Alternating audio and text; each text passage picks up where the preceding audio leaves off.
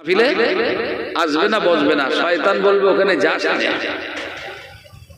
শয়তান আছে তো নাকি? সবার পিছনে আছে না? শুধু হুজুরকে পেছনে নেই নাকি? হ্যাঁ, সবার পেছনে আছে, হুজুরদের পেছনে বেশি লেগে আছে। আমাদের পেছনে শয়তান আরো বেশি চেষ্টা করছে, যদি এদেরকে গোমরা করতে পারি, পথভ্রষ্ট করতে পারি, তো একটা রেখাই করতে পারলে বহু খাই হয়ে যাবে। হাদিস পাকে এসেছে এই জন্য ফাকিহু ওয়াহিদুন আশাদ্দু আলা শাইতানি মিন আলফি আবিদ, 1000 ইবাদতকারী সাধারণ আবেদ বান্দাকে পথভ্রষ্ট করার চাইতে একজন আলেমকে পথভ্রষ্ট করা ইবলিসের জন্য আরো কঠিন।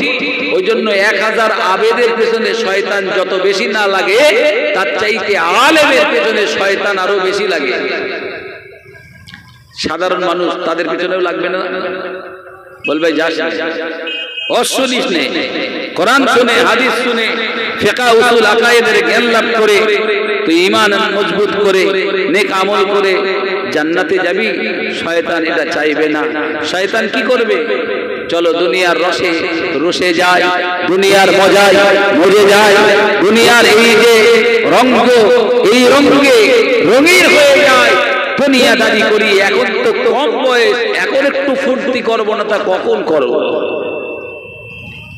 কিছু কিছু লোক আছে দেখবেন, হাত ধরে বলে ভাই ছাড় তো, এখন ওইসব হুজুরদের কথা রাখ, এখন এই বয়সে অত মানা যাবে না।